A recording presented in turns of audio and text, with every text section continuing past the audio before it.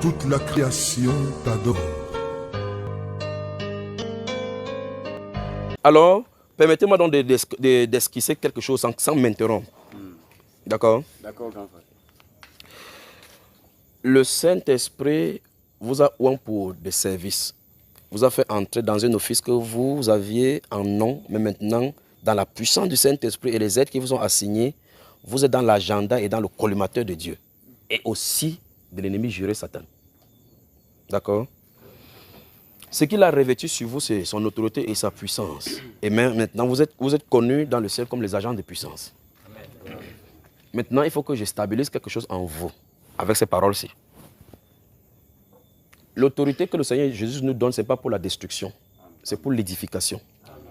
Ce n'est pas que vous allez faire à tort et à travers. C'est pour ça que le Saint-Esprit plus utilise les personnes dans l'autorité pour ceux qui peuvent se maîtriser. Parce que quelqu'un peut venir te faire boum, boum, boum, boum. Vous êtes prêt à bombarder n'importe quoi. Ceux qui ont la puissance en eux, connaissant l'effet de cette puissance-là, ne disent pas n'importe quoi de leur bouche. Vous me suivez, frère? Donc, l'un des grands problèmes que vous aurez, c'est la maîtrise de votre bouche par rapport à la colère, les tentatives et les tensions qui pourront venir vers vous pour vous énerver et vous pousser à parler. Vous me suivez? Alors, si vous lisez la Bible parle de l'un des fruits de l'esprit, c'est la maîtrise de soi. La maîtrise de soi. Très bien, comme vous pouvez savoir. Donc, d'accord. Tandis que les effets pourront venir pour vous pousser à balancer cela. Et vous savez que si vous balancez, ça va donner. Donc, ne faites pas cela. D'accord? Maintenant, écoutez-moi très attentivement. La parole de la foi que nous prêchons et que nous relâchons, si on le fait par rituel, ça ne marchera pas parce que ça ne sera pas accompagné par celui qui est le détenteur et le soutenant de la parole. C'est pour ça que les ministères de confession de la foi, comme on fait avec les livres qu'on confesse, on essaie de faire parce que c'est ce que l'intellect peut retenir, parce qu'il veut se convaincre à force de répéter, ça va marcher. On ne peut pas forcer le Saint-Esprit à faire quelque chose. Je ne sais pas si vous comprenez. Vous prenez, il y a des livrets de prières où on récite à minuit, on récite. Tu es conscient que c'est la récitation qu'on a de faire. Je ne sais pas si vous me comprenez. Très bien. Bon, mais pourtant, la Bible déclare que c'est la parole que nous prêchons, c'est la parole de la foi. Si nous déclarons quelque chose par la bouche, ça va donner par la foi. Ce n'est pas le fruit de sa bouche qu'on peut jouer de bien, ainsi de suite, ainsi de suite. Mais ce n'est pas n'importe quelle bouche. Quelque chose doit accompagner la parole qui est dite. Vous me suivez? La foi qui est dans nos cœurs est relâchée par la puissance du Saint-Esprit au travers de nos bouches. Vous me suivez jusque-là? Alors, ceci veut dire de façon insigneuse que le vrai christianisme, c'est dans le cœur. Parce qu'en fin de compte, le christianisme a une connotation de relation. Pas de religion, pas de rituel.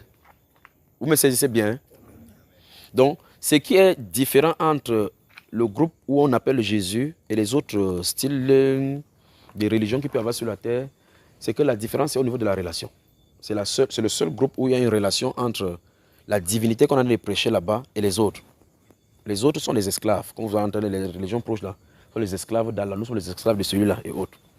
Dans le sens que nous sommes esclaves, c'est du fait qu'il y a une relation, on est des serviteurs et des servantes vis-à-vis de celui-là, mais on a une relation avec lui.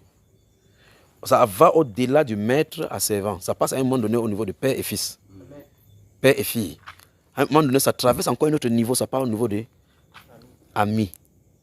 Et c'est de cet amitié maintenant dont je veux parler. Vous avez suivi ce que je viens de dire? C'est uniquement dans le christianisme qu'on peut trouver cela.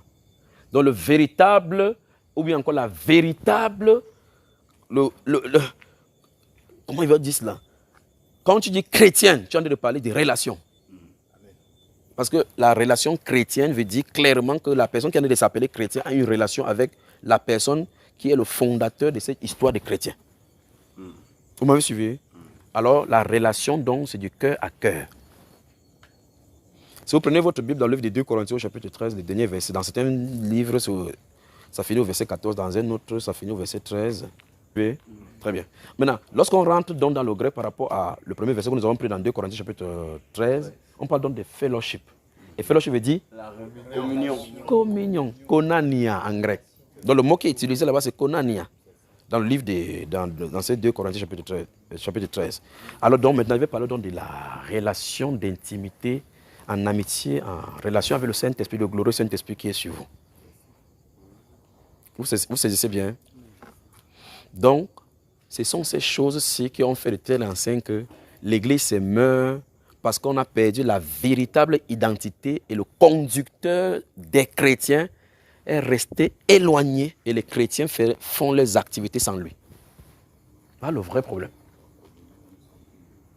Vous comprenez cela? Hein? Très bien. Maintenant, quand quelque chose se passe dans le gouvernement, vous entendez communiquer du gouvernement numéro ceci. Est-ce qu'il veut savoir qui vous êtes? Il communique seulement. Quand on parle de communion, là commence à changer les choses. Vous voyez, dans le livre de 1 Corinthiens chapitre 11, parlant de le corps, de ce que nous mangeons chaque fois, nous sommes en communion, en relation intime. Parce qu'on parle de communion ou fellowship dans le sens anglophone. Vous parlez de fellowship. Bon, c'est vrai qu'en anglais, on a commencé à faire des choses maintenant comme en fellowship with us. Que ce soit en français, que ce soit, on nous dérange. C'est la religion qui a fait toutes ces choses-ci. Mais permettez-moi que je prenne ça au sens strict de l'esprit. Parce que quand vous prenez en anglais, quelqu'un vouloir inviter les gens dans leur dénomination, il va dire comme en fellowship with us. Quelqu'un peut venir chez vous, faire vos du sol et danse là-bas, sans jamais toujours, sans le fellowship ne soit là. Vous m'avez toujours suivi là, hein? Très bien. Alors, revenons dans le livre des 2 Corinthiens chapitre 13, commençons à comprendre la grâce de Jésus, l'amour de Dieu. Et on commence à comprendre les différentes dimensions qu'il veut nous introduire, d'accord? La première chose qu'il dit, c'est que quoi? Parce qu'il a dit que ces choses doivent être avec nous. 1. Que la grâce du Seigneur Jésus-Christ. 2. L'amour de Dieu le Père. 3. Et la communion du Saint-Esprit. Mais tu dois lire ça de cette façon-ci, n'est-ce pas? Donc quand vous prenez votre Bible, maintenant, ce que vous faites, c'est que vous écrivez au-dessus, sans ça, vous soulignez le mot là. Vous mettez communion. D'accord? Le communion du Saint-Esprit soit avec vous. Le Saint-Esprit est venu faire enfermement le livre de ces Corinthiens en disant que c'est que vous avez besoin. Il y a l'amour, il y a la grâce, mais vous avez besoin pour soutenir toutes ces choses. La communion. Avec le Saint-Esprit. Encore, nous avons besoin de la communion avec le Saint-Esprit. Alors, si tu ne communies pas avec le Saint-Esprit, pas que tu ne communiques, si tu ne communies pas avec le Saint-Esprit, on perd l'essence de la vie chrétienne. Parce que l'essence de la vie chrétienne est basée sur la communion avec le Saint-Esprit. S'il n'y a pas ça, on va former les rituels. Et les rituels n'amènera jamais quelqu'un vers le Seigneur. La seule personne qui a été désignée pour cela, c'est le Saint-Esprit.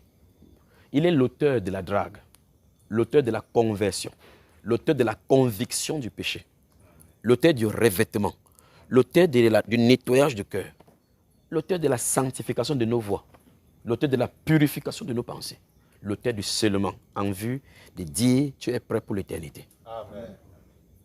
Et c'est lui qu'on a négligé depuis des temps. Vous me suivez, frère? Alors,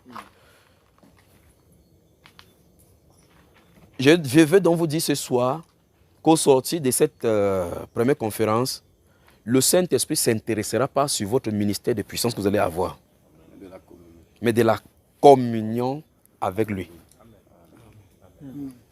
C'est le but principal même. Parce qu'en fin de compte, tu vas aller guérir quelqu'un. C'est bon. La personne va célébrer. Le nom de Jésus sera célébré. Pas vrai? Tu vas faire telle chose. Si tu n'as pas de communion avec lui, il se pourrait que dans tes agissements, tu prennes la gloire de Jésus sans t'en rendre compte. Et dans l'intimité, il devrait te déconstruire les caractères orgueilleux. En faisant ça, tu vas faire. Les dons et les appels sont irrévocables. Mais petit à petit, des choses vont s'ajouter au point où les gens vont commencer à prendre la place de Dieu. Je ne veux pas ça de vous ni de nous. D'accord? C'est pour ça qu'il faut qu'on mette des bâtons d'abord des choses, d'abord de ces choses. Je suis en train de parler des choses, vous remarquez que je ne parle pas vite là maintenant. Je suis en train de parler pour qu'on ne tombe pas dans certaines choses, des pièges du diable. Il a ses attributs qui sont subtils, invisibles, mais qui injectent exactement comme la guêpe injecte en toi. Tu vois seulement ses effets sur toi. La face gonfle, mais tu ne vois pas à l'air libre ce qui est arrivé. Quand son venin est injecté. Alors c'est dans la communion avec le Saint-Esprit que le Saint-Esprit révèle notre incapacité à servir Dieu par nos forces. Et il implémente en nous donc ce qu'il a fait ici chez vous. Ce qu'il a fait ici, il a fait ce que Paul dit dans Romains chapitre 1, verset 13, que je désire vers vous pour vous communiquer quelques dons spirituels. Le don spirituel qu'il dit là-bas, ce n'est pas le don spirituel tel que le charisme des dons de parler en langue ou quoi que ce soit. Ce n'est pas ça dont il est question là-bas. D'accord? C'est ce qu'on appelle en anglais enablement, abilities, les capacités.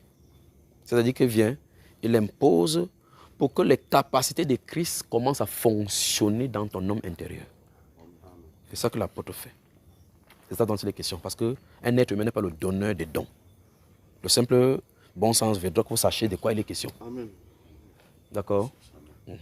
Quand cette habilité dont vient en toi, ça déclenche quelque chose en toi. Maintenant, les dons spirituels du Saint-Esprit qui étaient bloqués par ton incapacité humaine est rendu visible maintenant dans la manifestation. Les apôtres donc ont cette habilité, ceux qui sont à office, ceux qui sont dans cet office. C'est pour ça que l'apôtre Paul donc dit que je désire venir chez vous donc pour recueillir quelques fruits parmi vous. Parce qu'il a reçu le mandat d'aller chez les païens. Et quand il part chez les païens, c'est pour les faire arriver au standard où ils seront comme les disciples du Seigneur Jésus pour reproduire Christ dans les vies aussi. Et par conséquent, ils ont besoin de l'habilité de Christ pour faire ça. On ne forme pas les disciples du Seigneur Jésus-Christ en les donnant les relations intellectuelles et des connaissances livresques concernant Dieu. Ça ne fait pas des disciples, ça fait des prosélytes. Et ça crée des sectes.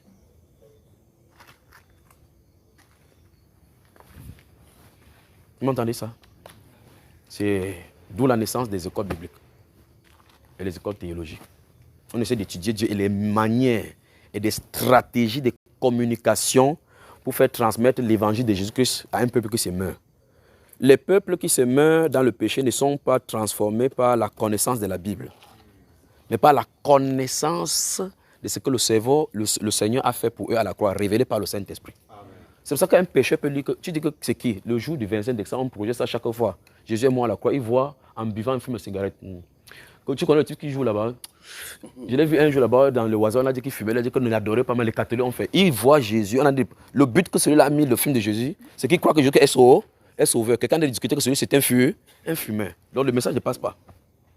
Vous me suivez? Parce que l'homme est entré avec les stratégies pour essayer de gagner l'homme.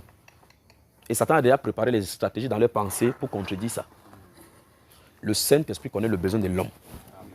C'est lui donc qui a besoin de parler au travers de vous pour que la parole identifiée pour une personne bien déterminée sorte au moment bien de la prédication pour toucher le cœur à qui cela est destiné. Amen.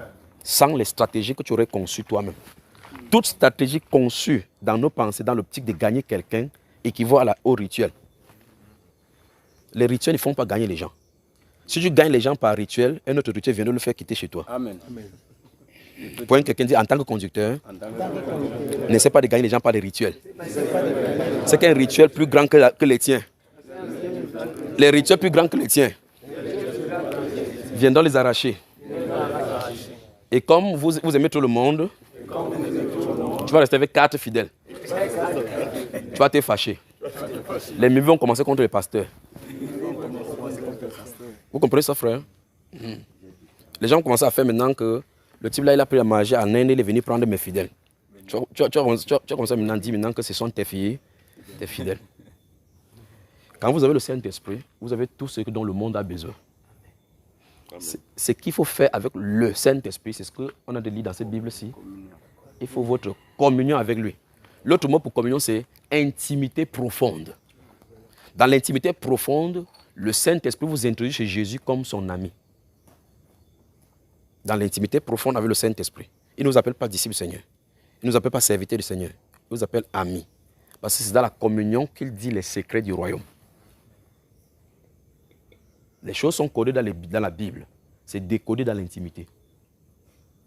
Vous êtes surpris donc que quelqu'un lit la Bible, les gens sont en train de pleurer. Vous avez pleuré ici sans savoir pourquoi il a fait, non? Il a déversé sur vous l'esprit de la repentance, des supplications. Vous pleurez sans vous arrêter. Vous-même, pendant que vous allez pleurer, votre intelligence du rituel dit pourquoi tu pleures. C'est toi-même qui pleures de tes propres yeux. C'est toujours toi qui te poses la question pourquoi tu pleures. Vous devez comprendre que quelqu'un doit pleurer au travers de vous. Quelqu'un qui désire être votre ami pleure au travers de vous.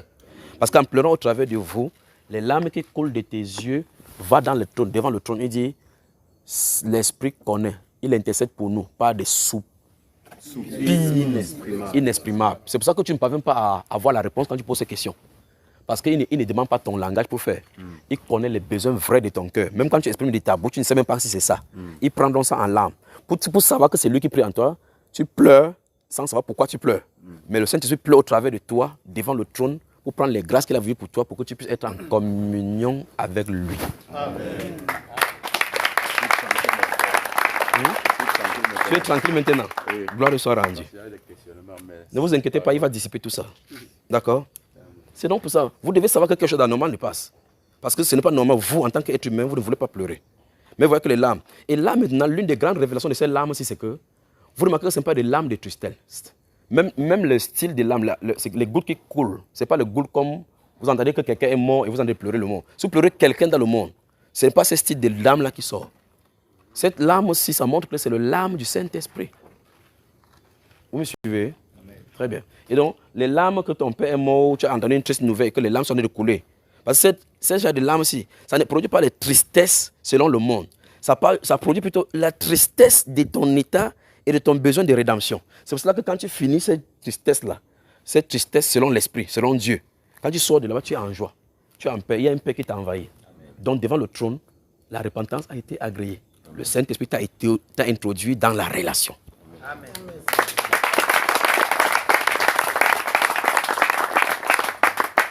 Vous entendez, n'est-ce pas?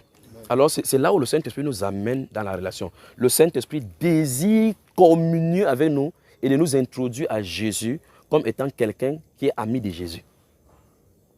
Vous me suivez? Donc, votre départ d'ici, à la séparation, durant ces conversations avec lui, vous devez vous fixer des moments maintenant et des endroits secrets. Dans Matthieu chapitre 6, je vais vous dire quelque chose. Je sais que certains d'entre vous avez fait. Si vous avez fait sans prérequis de la notion de communion et de l'intimité. Parce qu'en fait, vous pouvez prêcher que soit en intimité avec lui, mais vous ne savez pas comment.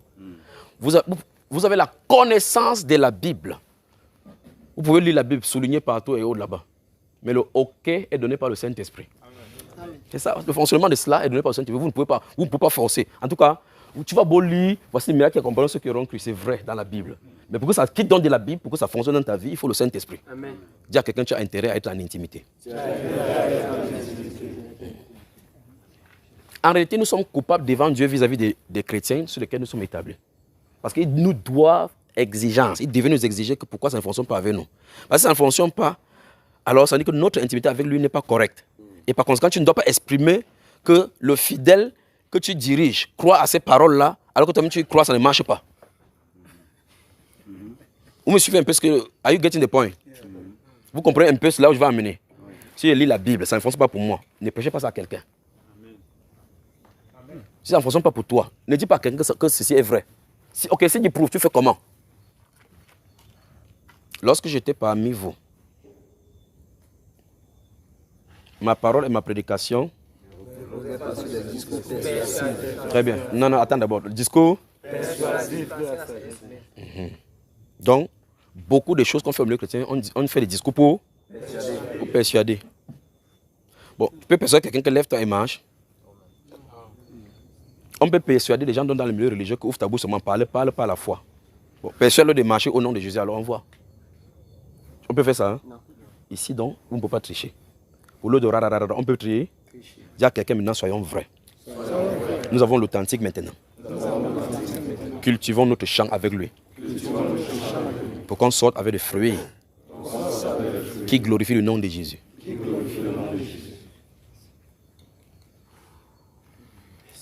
La communion avec le Saint-Esprit. Alors, je t'en ai dit, si initialement vous avez conçu, vous pouvez avoir lu les livres concernant l'intimité avec le Saint-Esprit. Vous pouvez avoir fait des choses, fait des rituels, ça a marché. Maintenant, il vous a fait grâce de vous couvrir avec cette autorité. Maintenant, il vous attend dans le lieu d'intimité. Et donc, je vous dis le comment. Et vous allez arriver, il va vous prendre. D'accord? Il a dit d'abord, qu'il va multiplier les visions parmi vous et les révélations. Amen.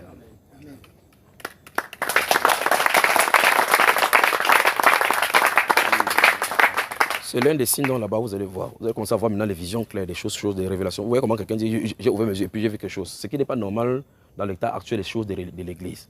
C'est quelqu'un qui doit ouvrir tes yeux pour que tu vois quelque chose. Vous me suivez? C'est le signe pour montrer qu'il est avec vous. Mais toutes ces choses-là, ce n'est que l'attrait pour venir. Ce qu'il veut, c'est l'intimité. Ça veut dire quoi concrètement? Tu désires aller prêcher. Il dit, je te veux ici de 13h jusqu'à 20h. C'est sa volonté, tu restes là. C'est là que le ciel t'attend. Tu fais ce qu'il veut faire. Maintenant, si vous lisez le livre des Jean au chapitre 12, le verset 26, Je veux que vous m'entendez très bien avec vous, parce que vos cœurs sont préparés à m'entendre maintenant. Si vous lisez le livre de Jean, chapitre 12, verset 26, il dit, si quelqu'un me sert, encore, à le voir. Très bien. Il y a beaucoup de renseignements là-bas. On va aller doucement, doucement. Si quelqu'un me sert, très bien. Qui en a de parler? Le Seigneur Jésus. Donc le Seigneur Jésus dit que si quelqu'un me sert, donc on est censé servir qui? Il n'a pas dit qu'il va en avant. Donc si je suis serviteur de Dieu, je vais en avant. Je ne dois pas aller en avant. Je dois le suivre. Très bien. Maintenant, si je dois suivre le Seigneur, ça suppose que c'est lui qui doit être devant.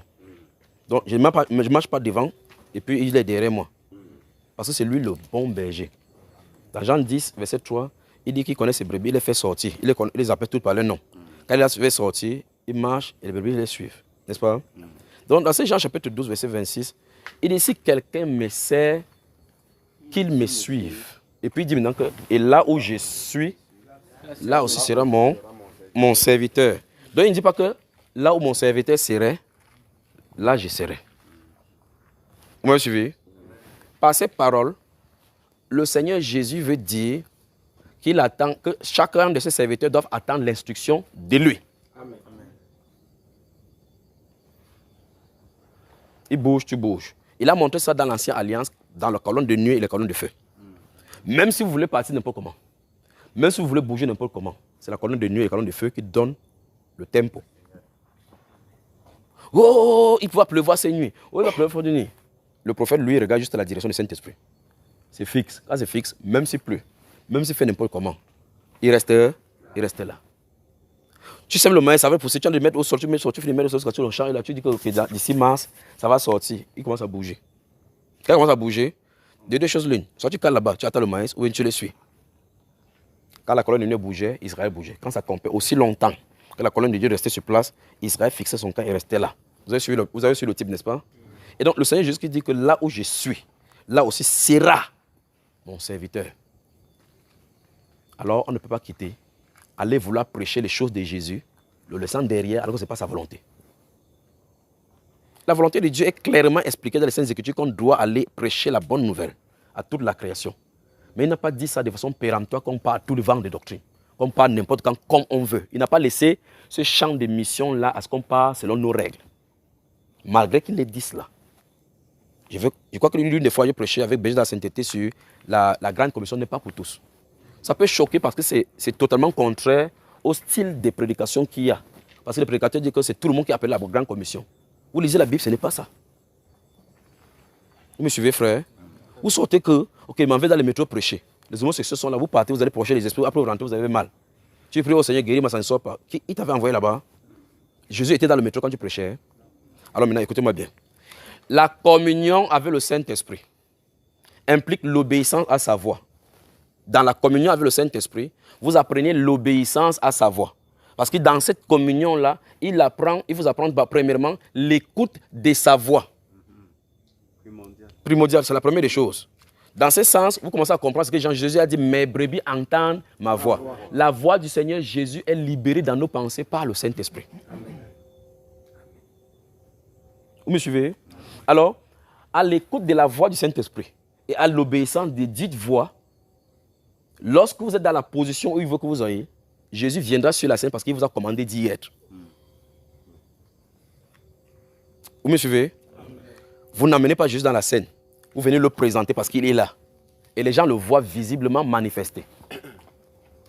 On a tronqué ça donc avec les pianos douces, les micros grondants. On met le volume. Tu fais boum, tu bouges comme ça que ce n'est pas le Saint-Esprit, c'est que c'est l'odeur, le tempo du micro qui t'effraie. Alors ici, vous avez vu le micro? Il y a eu des baffles. Vous restez là-bas, même dans le calme, il agit, non? Amen. Le Saint-Esprit dit qu'il vous connaît. Amen. Il veut qu'on fasse des choses comme il veut. Amen. Vous êtes sûr, frère? Alors pour que Jésus vienne dans la scène,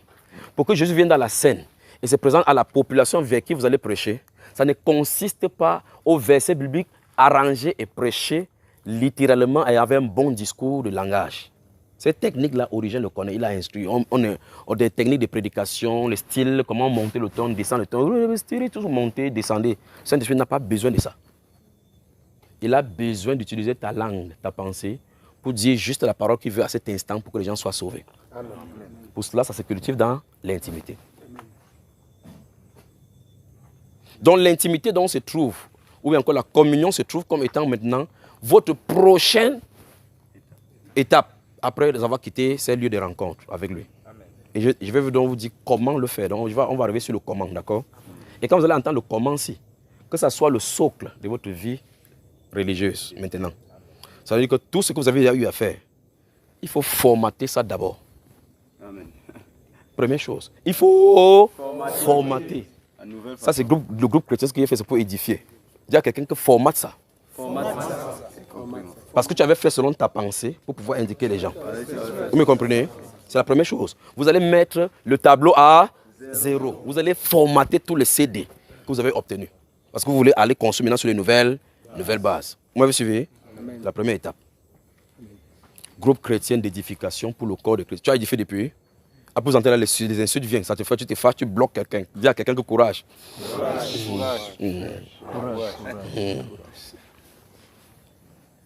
Que le Seigneur vous fortifie. Alors nous avons besoin, frère Jules, le sommet te dérange beaucoup. Il y a pas de problème. Si vous voulez, si ça vous prend dormir, il ne parle pas à votre chair de toute façon. Le cœur est ouvert pour m'entendre et vous allez entendre. Le cœur continue à chauffer. Pour les Émaüsiens, ça chauffait comme ça là. Les compteurs doivent être mis à 0.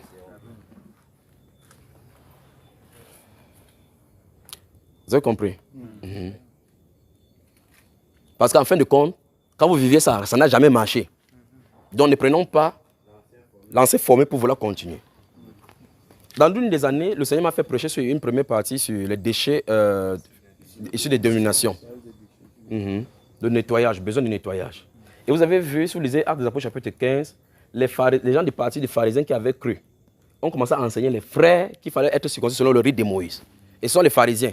Comme ils ont l'habitude de faire ça là-bas, est-ce que ça avait marché? Maintenant, on veut les prêcher la foi, ça commence à marcher. Ils viennent là-bas et disent, ok, malgré que ça marche comme ça, introduisez aussi cela. On a dit, ça ne se passe pas comme ça.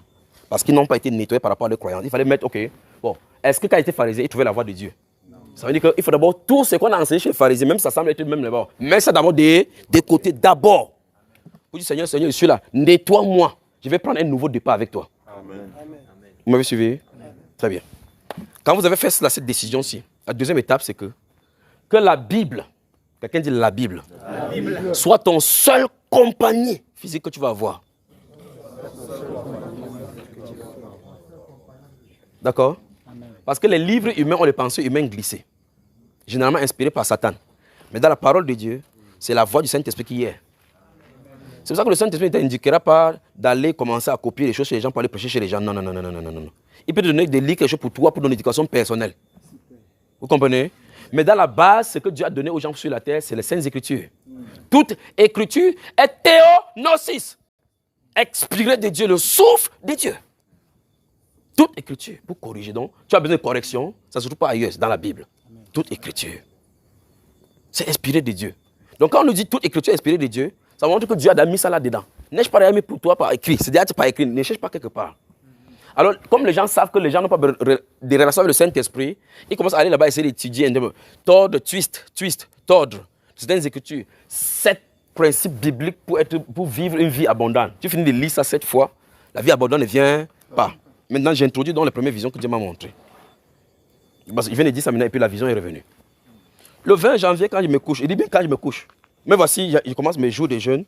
Je suis couché là. Dès que je me couche comme ça, voum. Dès que je me couche comme ça, voum, la vision vient. Il y a un rouleau, vous appelez quand les banderoles. Une banderole qui est dans les cieux. C'est couché. Et puis 3 mots, ils sont écrits. 3 mots, ils sont écrits. Tous vous m'entendez? C'est écrit esprit, tiret, vie, tiret, succès, point. Il dit, je suis dans le jeune qui m'a introduit. Et puis il me sort, il me couche. Vroom! La banderole sort. Vous savez, quand vous faites l'école, il y a ce qu'on appelle moto. Chaque école a son moto. Ils disent souvent, voilà les devises, merci. Ils souvent disent que l'autre dit travail, discipline, ceci. Donc c'était écrit de cette façon-là. C'est ce qui est écrit sur cette banderole-là.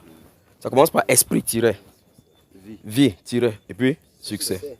Ça allait comme ça de gauche à droite. Quand j'ai vu, j'ai juste écrit avec la date, je dépose là-bas. Tu entres comme ça, tu entres dans le jeûne, quelqu'un dit, ma voix. Quand je vois aussi, j'écris, je ne pose pas de questions. C'est avant-hier qui m'a dit de quoi il est question. Point de vie sans l'esprit. Point de succès sans vie. Point de succès sans l'esprit de Dieu.